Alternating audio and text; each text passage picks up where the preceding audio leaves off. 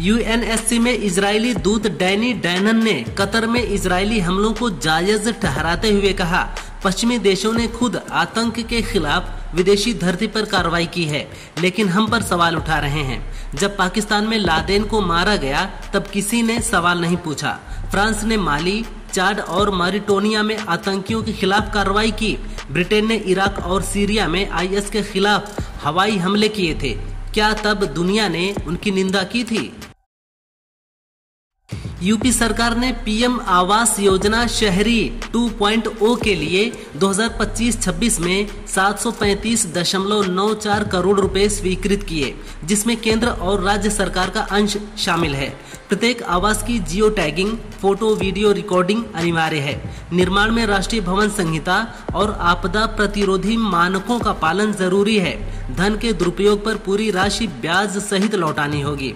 योजना के तहत 2,52,605 आवास आवंटित हैं। कांग्रेस नेता उदित राज ने पीएम मोदी के मणिपुर दौरे पर प्रतिक्रिया दी है। उदित ने कहा, कुकी और मैतेई दोनों समूहों में पीएम के खिलाफ पहले से ही विरोध प्रदर्शन हो रहे हैं। एक समय था जब पीएम वहां जाकर बहुत कुछ कर सकते थे, लेकिन अब बहुत खून बह चुका है और सिर्फ 3 घंटे की यात्रा से कुछ नहीं होगा। वो भले ही कुछ परियोजनाओं की घोषणा करें, लेकिन जैसा वो सोच रहे हैं, पैसों से लोगों की सोच नहीं बदली जा सकती। नेपाल में अंतरिम सरकार बनते ही आम चुनाव की घोषणा कर दी गई है। राष्ट्रपति रामचंद्र पौडेल ने ऐलान किया है कि 5 मार्च 2026 को नेपाल में चुनाव कराए जाएंगे। इससे पहले शुक्रवार रात को नेपाल की अंतरिम पीएम के रूप में सुशीला कार्की ने शपथ ली है। कार्की सरकार को नेपाल में 6 महीने के भीतर आम चुनाव कराने होंगे। जगतगुरु रामभद्राचार्य के मनुस्मृति पर दिए गए बयान पर बसपा प्रमुख मायावती ने पलटवार किया है। उन्होंने कहा कि कुछ साधु संत सुर्खियों में बने रहने के लिए विवादित बयानबाजी करते हैं। उन्हें संविधान में डॉक्टर अंबेडकर के योगदान की जानकारी नहीं है, इसलिए गलत बोलने की बजाय चुप रहें तो अच्छा रहेगा। बाबा साहेब के अनुयायी मनुस्मृति का विरोध क्यों करते हैं? उसे भी अपनी जातिवादी भावना को त्याग करके समझना चाहिए। करीब 2 साल पहले 2023 में मणिपुर में शुरू हुए वर्ग संघर्ष के बाद आखिरकार पीएम मोदी ने प्रदेश की ओर कदम बढ़ा दिए हैं। हिंसा के बाद से विपक्ष लगातार पीएम मोदी के दौरे की मांग कर रहा था। हालांकि पीएम ने उस समय न तो कोई दौरा किया और न ही इसके पीछे की वजह बताई। मणिपुर में हालात अभी सामान्य नहीं हैं, लेकिन राष्ट्रपति शासन के चलते माहौल थोड़ा शांत हुआ है। विपक्ष लंबे समय बाद पीएम के इस दौरे को नकार रहा है। पंडित धीरेन्द्र कृष्ण शास्त्री शुक्रवार रात काशी पहुंचे। वो मणिकर्णिका घाट पर दादा गुरु जी के शवदाह स्थल गए।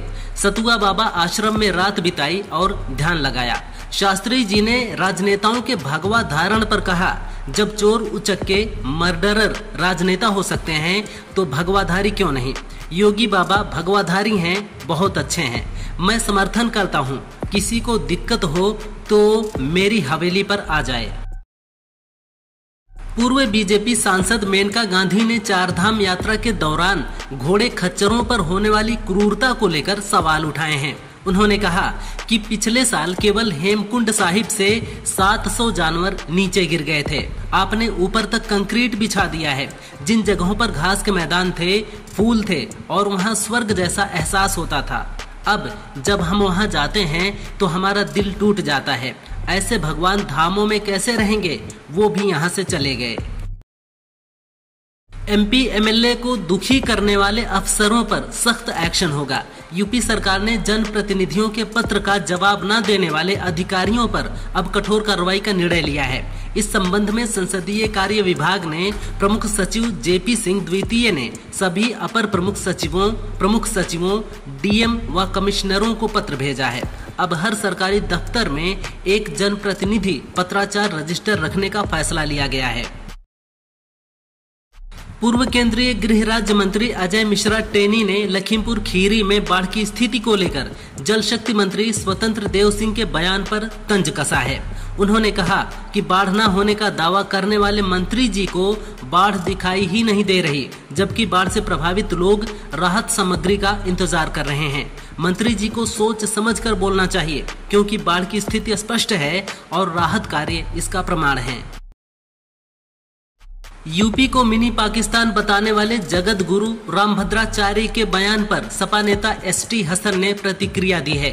उन्होंने कहा कि रामभद्राचार्य इस तरह के बयान देकर समाज में भय और विभाजन पैदा कर रहे हैं, ताकि उनकी दुकान चलती रहे और एक खास राजनीतिक पार्टी को फायदा पहुंचे। हिंदू मुसलमान यहाँ भाइयों की तरह रहते हैं। सरकार, सेना और पुलिस हिंदू नेतृत्व के पास हैं, तो हिंदू खतरे में का नैरेटिव कैसे बनता है। नेपाल के पूर्व प्रधानमंत्री केपी शर्मा ओली के खिलाफ एफआईआर दर्ज की गई है। 8 सितंबर को हुई हिंसा के मामले में पूर्व पीएम केपी ओली पर मामला दर्ज किया गया है। ओली पर आरोप है कि 8 सितंबर को जब आंदोलन हुआ तब उन्होंने पुलिस को प्रदर्शनकारियों पर हमले और ज्यादती का आदेश दिया था। ओली ने 9 सितंबर को प्रधानमंत्री पद से इस्तीफा दे दिया था, जिसके बाद से वो आर्मी की सुरक्षा में हैं।